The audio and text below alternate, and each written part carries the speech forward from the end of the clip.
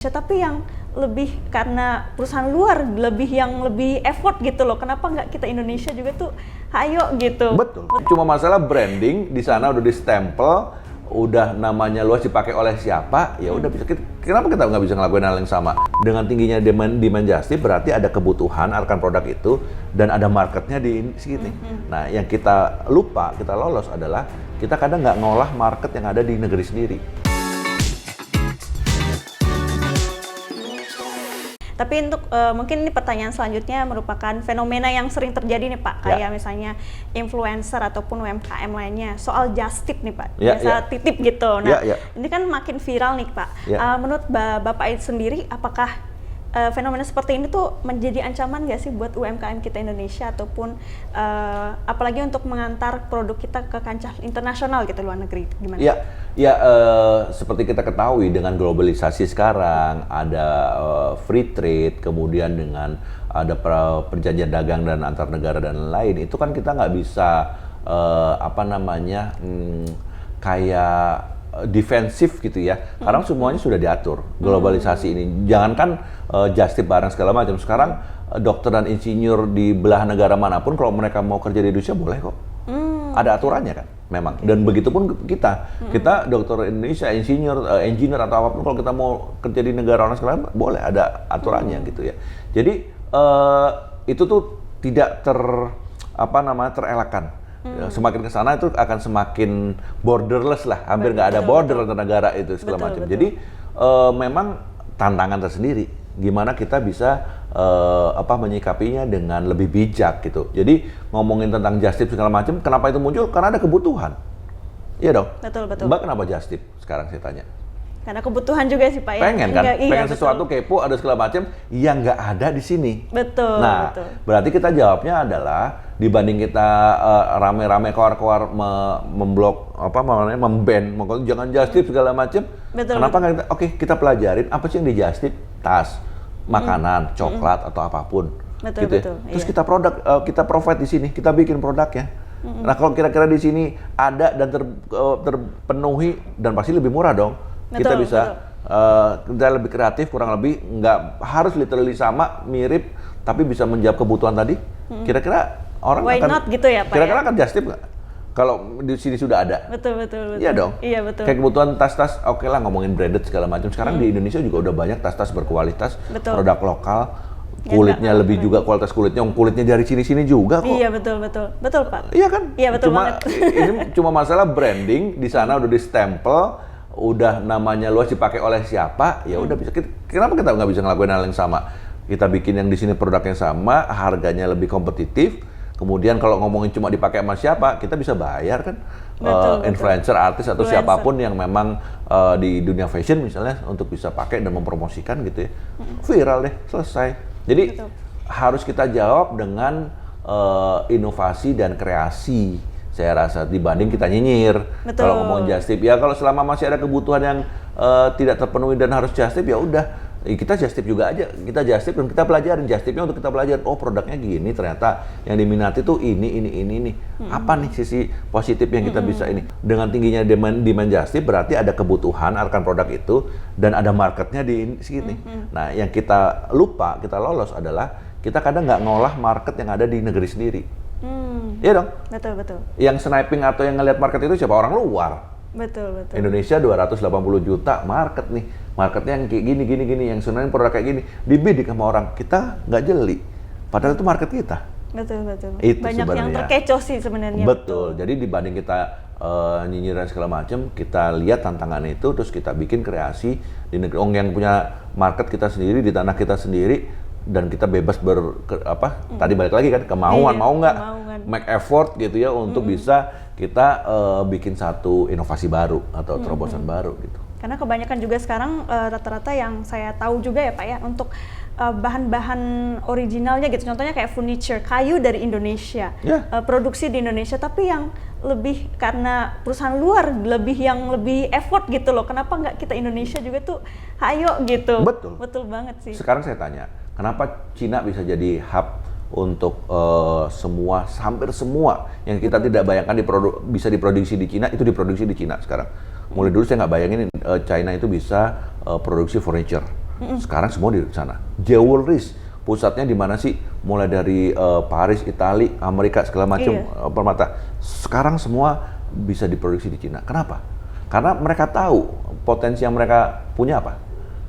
Adalah demografi penduduknya yang tinggi, labor cost-nya murah, sehingga mereka garansi kalau kalian produksi di sini, cost produksi kalian akan murah. Dan kita akan bisa bikin semirip mungkin, sepresisi mungkin dengan QC yang bisa lolos dengan standar kalian. Pindah tuh, geser ke sana. Bahkan ada batik juga ya Pak ya dulu, Betul. sempat ada fenomena gitu ya Pak. Betul. Nah, kita juga punya jumlah penduduk yang tinggi, yang secara labor cost-nya kita bisa kompetitif juga sama. Memang nggak segila Cina ya, kompetitif untuk labor cost-nya bisa murah gitu ya. Betul Pak. Tapi yang Cina nggak punya, kita punya sumber daya alamnya. Sumber daya alamnya dari raw materialnya kita semua punya di sini, mereka nggak punya, gitu ya. Kenapa kita nggak bisa bikin di sini? Itu aja sih sebenarnya. Jadi yang kita tinggal pelajarin gimana cara packagingnya, brandingnya, gimana cara kita bisa memanfaatkan teknologi sekarang, digitalisasi juga penting, equipment, alat-alat supaya hasil kualitasnya presisi dan sebagainya. Sudah selesai, kita bisa bikin produk yang sama kok sama teman-teman kompetitor kita dari negara-negara lain gitu.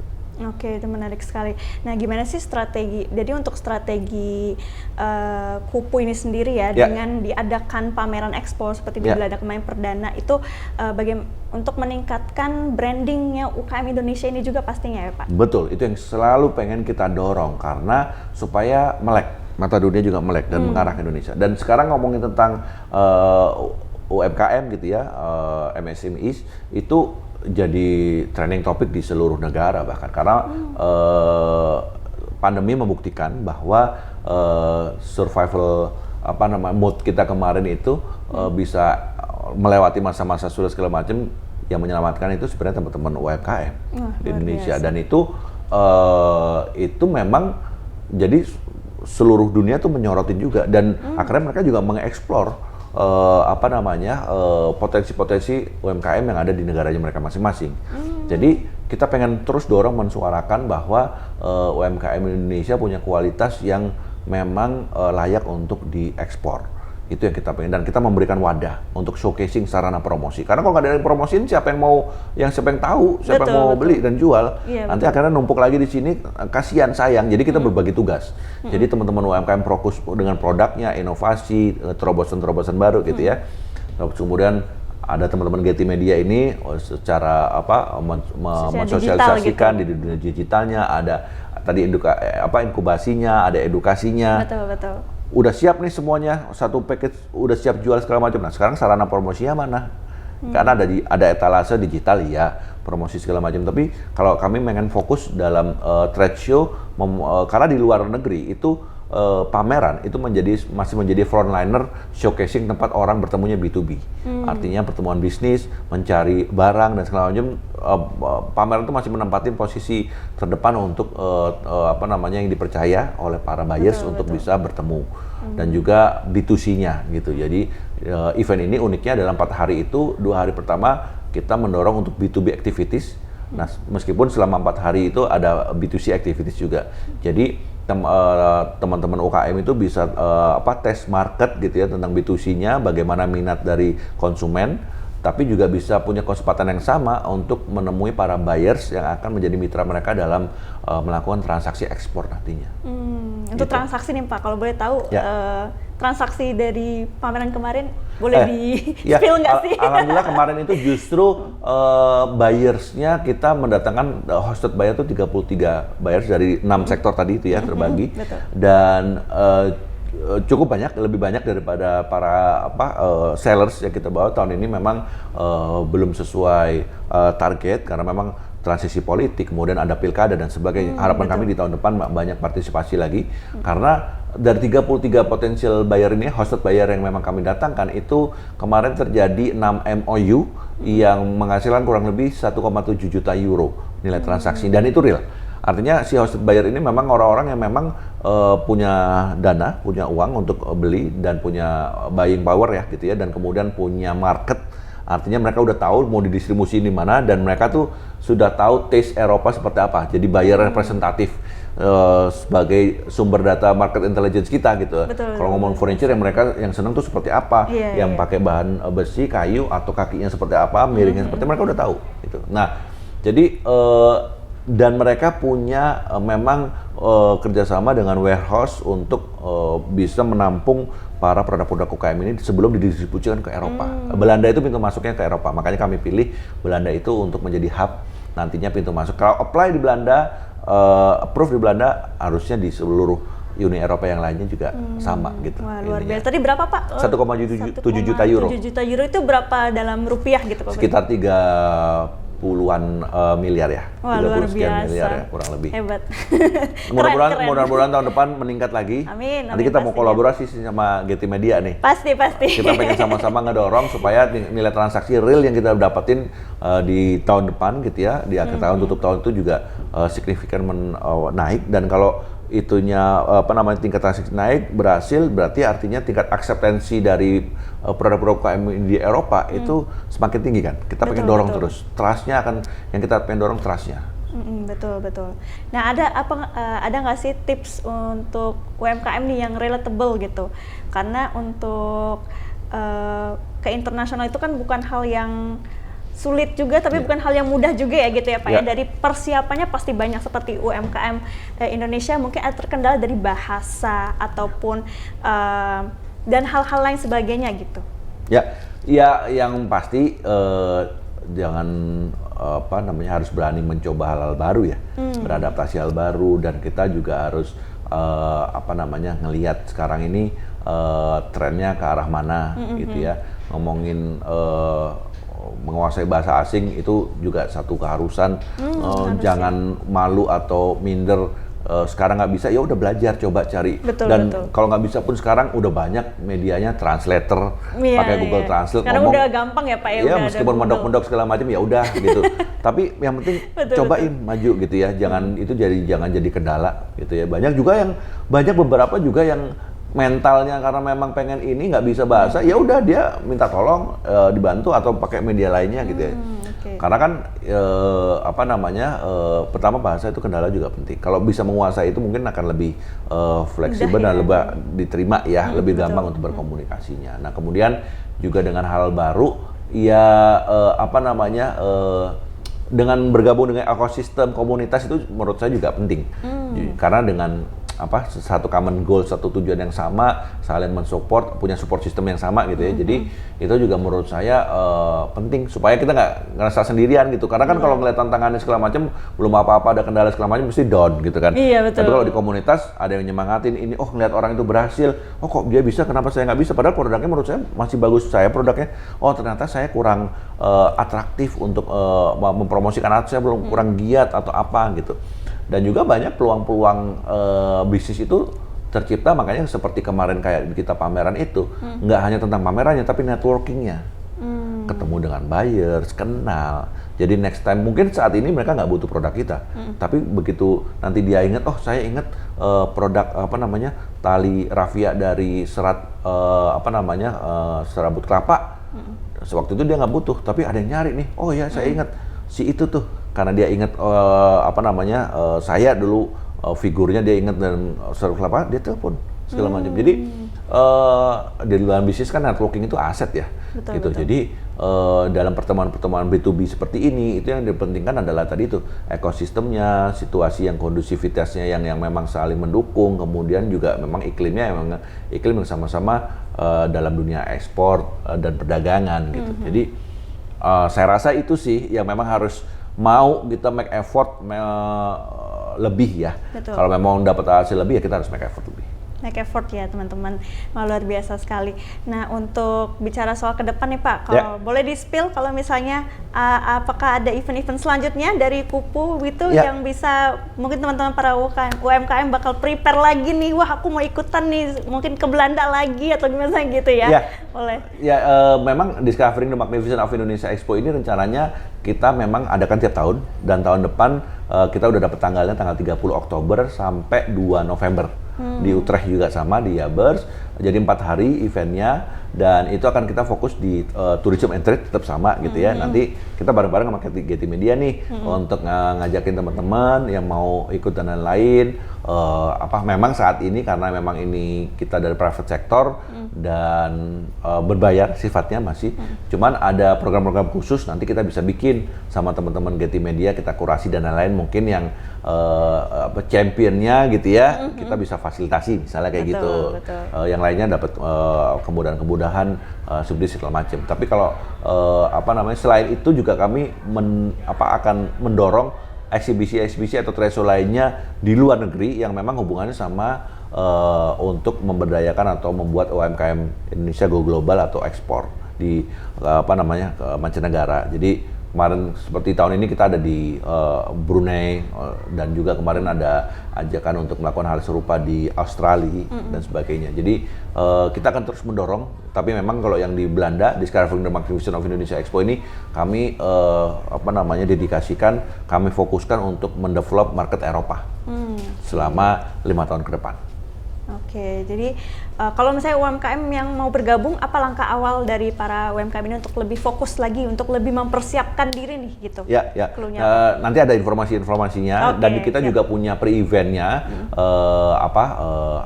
kayak semacam workshop, kemudian kayak community gathering, kita ngomongin sama para buyer representatif, kita kasih tips and trick bagaimana kalau nanti ketika ketemu dengan para buyers itu bagaimana mempresentasikan produknya, apa yang harus di-highlight, bagaimana menghitung HPP, bagaimana ngecek branding dan packaging kita udah oke apa enggak, segala macam. Itu nanti ada kayak gitu-gitunya, workshop itu gratis, bisa diikuti oleh teman-teman. Nanti kalau kita juga bisa collab nih sama Getty Media, karena saya rasa visinya juga sama nih, untuk bisa sama-sama melengkapi para UMKM ini dengan hal-hal yang diperlukan kan untuk bisa merealisasikan produk ekspornya. Gitu. Baik. Ya, wah menarik sekali pembahasan kita ya Pak ya, sangat luar biasa sekali. Tapi ini mungkin menjadi pertanyaan terakhir saya nih Pak, gitu. Apa sih pesan dari Bapak Diki dan juga mungkin dari pihak Kupu sendiri tentang para UKM yang ingin sekali nih eksis tapi belum bisa, ataupun masih terkendala tantangan seperti Bapak jelaskan sebelumnya gitu, atau mungkin wejangan gitu untuk para pembisnis di luar sana? Ya, jalan terus aja menurut saya. Jadi jangan stop, jangan berhenti gitu ya teman-teman. Kalau ada kendala apa segala macam, tantangan, hambatan dan lain segala macam, ya jalan terus, dilangkai, dilewatin. Kalau mentok ya belok kanan, mentok lagi belok kiri gitu ya. Kadang kita harus mundur, balik kanan dulu, muter. Kadang kan kalau kita ketemu di gang jalan buntu kan gitu, nggak bisa dipaksain, jalannya buntu mentok. Ya udah, mundur dulu, puter balik, ternyata jalannya lewat sana ada. Jadi jalan terus teman-teman, jangan patah semangat, karena kadang yang bikin kita nggak menemukan hasil yang kita inginkan atau goals yang kita pengen karena kitanya berhenti, kitanya nggak jalan terus, stop melangkah. Nah kalau teman-teman terus melangkah, berjalan terus, pasti akan nemuin solusi, jalan, atau kemudahan-kemudahan lainnya. Jadi saya tahu tantangannya tidak semudah itu kadang teman-teman UMKM, dari segi permodalan, biaya promosi itu termasuk yang salah satu yang teman-teman UMKM kadang nggak punya alokasi budget khusus untuk itu gitu kan. Tapi banyak juga teman-teman di luar sana karena dia gigih mempromosikan, akhirnya dilirik sama teman-teman BUMN yang punya program CSR jadi mitra binaan, dibiayain, disponsorin, diberikan biaya promosi. Itu kan nggak akan muncul peluang itu kalau dia nggak terus mempromosikan produknya kan. Kalau dia berhenti segala macam, dia nyerah, ya udah nggak ada orang lain tahu. Tapi kalau kita terus promosiin, melangkah terus, cari celah segala macam, ini nggak bisa di sini, nggak bisa dapat gratis, ya udah bayar, misalnya disubsidi 50%, ditempuh jalannya, nanti tahun depan dapat kemudahan segala macam. Itu kita nggak pernah, karena dia melakukan terus. Jadi buat teman-teman UMKM, semangat, jalan terus, jangan berhenti sampai memang teman-teman mendapatkan apa yang diinginkan, goalsnya. Misalnya target saya goals ekspor dengan nilai sekian miliar, atau minimal saya coba dulu 1 kontainer atau apapun dengan targetnya. Yang penting jalan terus, jangan patah semangat, jangan putus asa. Pasti akan ada solusi dan kebaikan yang menunggu di depan sana. Nah, luar biasa sekali teman-teman. Jadi walaupun merangkak pun harus tetap jalan betul. Jalan terus. Yang penting ada jalan. Betul. Oke, Gaters, luar biasa sekali dengan perbincangan kita pada sampai sore hari ini ya, luar biasa banget. Bagaimana UMKM kita menjadi eksis di kancah internasional, khususnya di Eropa gitu ya. Oke, semoga Kupu juga mengadakan expo yang tidak hanya menjadi panggung juga nih, tetapi juga menjadi wadah untuk mengenalkan produk-produk Indonesia lebih eksis lagi dan juga mendorong ekonomi lokal yang berkelanjutan ya Pak ya. Yes. Luar biasa sekali. Kita ganti invasi negara lain dengan produk-produk kita. Betul. Kita banjiri dengan produk-produk lokal lagi ya Pak ya, betul banget. Oke teman-teman, terima kasih dan jangan lupa like, comment, dan subscribe channel YouTube Getty Media. Saya Dinda Prelentari dan Bapak Diki. Terima kasih banyak. Terima kasih teman-teman semua. See you. Dah, terima kasih.